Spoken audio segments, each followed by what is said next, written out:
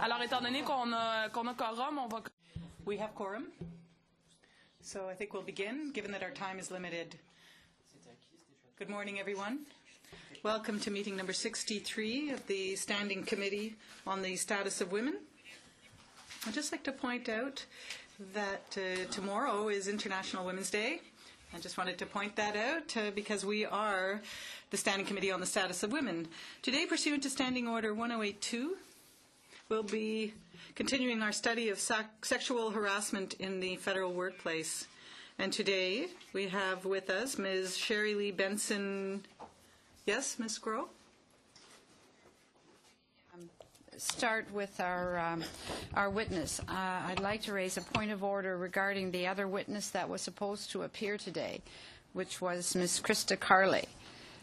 And I understand that the committee passed a motion on Tuesday's meeting.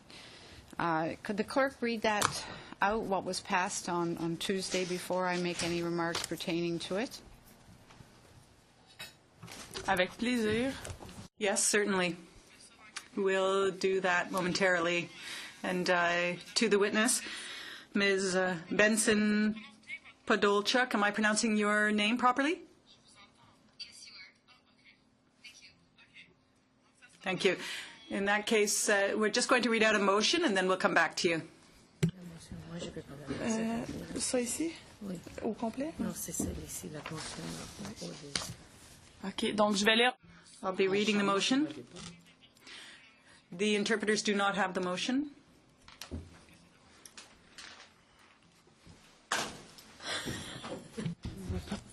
Bon.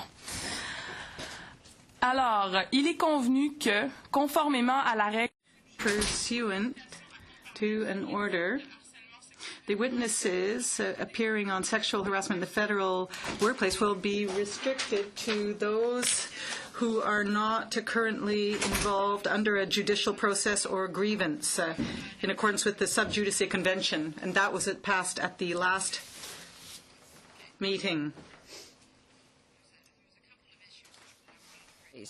Anybody coming before our committee has parliamentary immunity from that perspective, both the witnesses and members of Parliament. And often there have been issues before the courts, actively before the courts, and standing committees have still had witness coming in and speaking to them on a particular issue. And I think this issue is really important. Madame Scrooge, je m'excuse, je vais... Ms. Groh, I'm going to have to cut you off.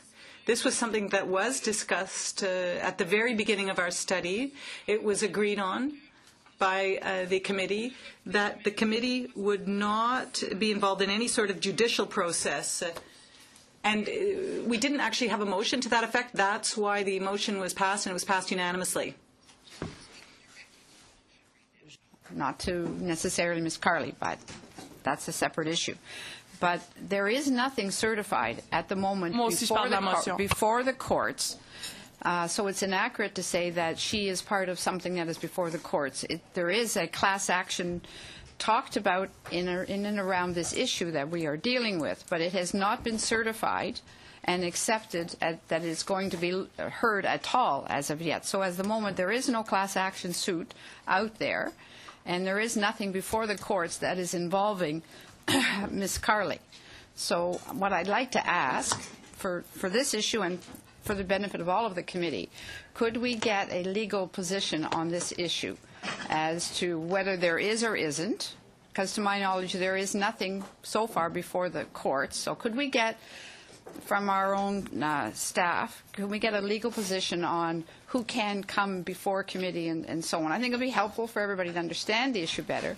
But more importantly, is there a particular reason that Ms. Carley could not come before the committee, that we didn't need to have that motion because she doesn't have anything before the courts at this particular time? So could we get a decision, some information back for the use of the committee, and then we can relook at that if we get the appropriate legal advice?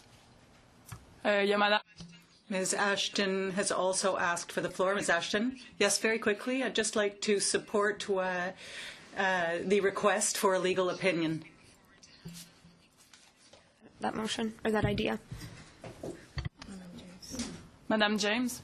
James. Madam Chair, just to talk about the motion that was passed last week, that was a unanimous motion. I believe that you were not here at the present time for that meeting, but we do not normally request a legal opinion on these types of matters. It was discussed within the committee. We passed that motion, and I think that we should just move forward and listen to the witness. I think everyone here today realizes that we're going to have an impending vote coming very shortly, and I request that we actually hear the witness before those bells start to ring. Thank you. Here. This is an issue that would benefit all of us who sit on the committee so that we know more specifically what our rights are as members of the committee.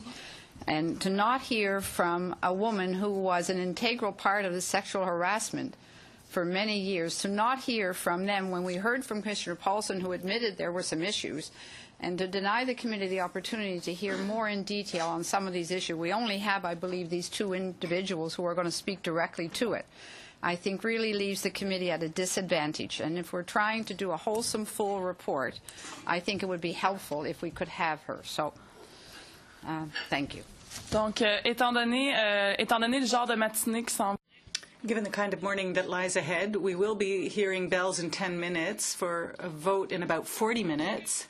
So what I would suggest is this. Let's hear the witness who is with us this morning. Unfortunately, we will not be able to put questions to you this morning. However, we will be contacting you again to perhaps be able to have you back with us, but I would propose that we listen to the testimony for 10 minutes and then we come back to the point that was raised at a later point.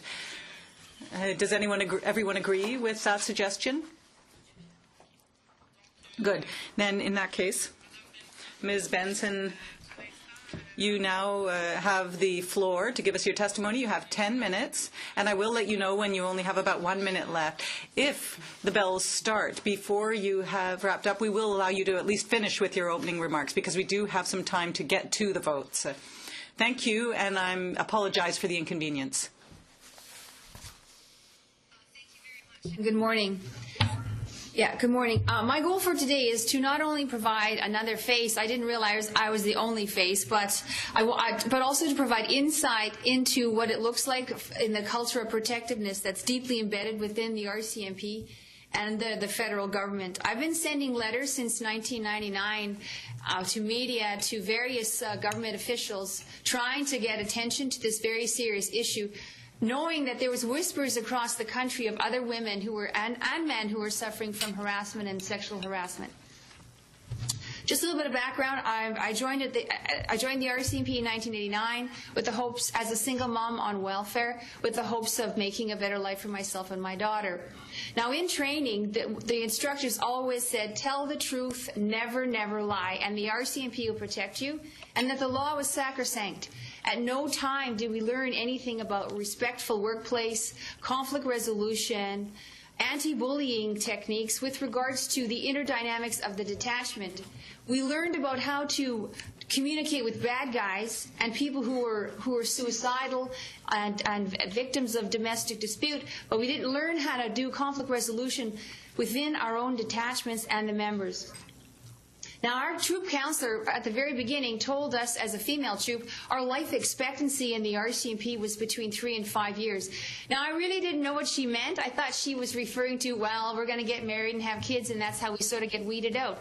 When I look back in hindsight, she had this very serious face, and I think she was referring to the harassment that we were about to experience. And that was something of a taboo topic. Nobody talked about it. And it hasn't really been up into the forefront until Catherine Galliford spoke out.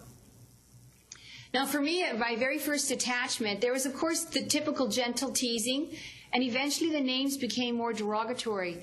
And my supervisor, the one who was in charge of me, and another officer thought it was funny to call me Beaver and Raisin Tits. Not only in the office, but on the radio and in public. And when I would sign birthday cards, they would put the Beaver or Raisin Tits underneath my name after I had signed it. Now, I did the right thing. I went to each one and I spoke to them and I asked them to please don't call me those names. They laughed, and the name calling only intensified. I went to my sergeant, the detachment commander. He laughed as well and just said, well, maybe you just like the attention. Things went from bad to worse for me when another senior partner came to work drunk. He was so drunk he actually fell into his gun locker, and I had to pry him out. I asked him to wait there, and I would go lock the detachment door and drive him home. Not knowing what to do, it was my first year as a police officer. While I was locking the front door, he took off in his own car, forced another vehicle off the road, and then crashed his own car into a parked car, and then managed to drive home. I eventually caught up to him, and I was in the police car as he was pulling into his driveway. Thankfully, his wife was home and kept him home. Later, when I took a statement from the witness, and I had my own statement, he provided one to me, and he expected me to lie. He was blaming the car accident on his foot getting caught in the carpet. When I said I wouldn't lie for him, he said, well, you hand in your statement, I'm handing in mine. As a result, he was charged with impaired driving and was convicted.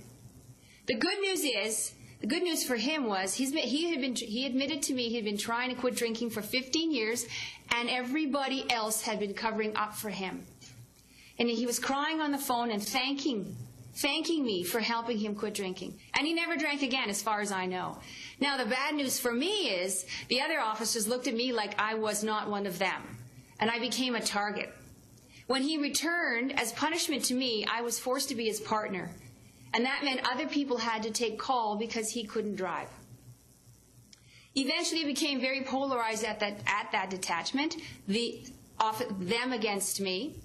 And one evening I came to work, and when I went to use the ladies' washroom, the bathroom stall doors had all the screws loosened. So when I opened up the door, it fell off the wall, hit me in the face, split my head, and gave me a concussion. When I returned 3 days later, in my gun locker, I found a dead prairie chicken with blood dripping all over my personal things. Now, I took that as a threat, as a message to shut up.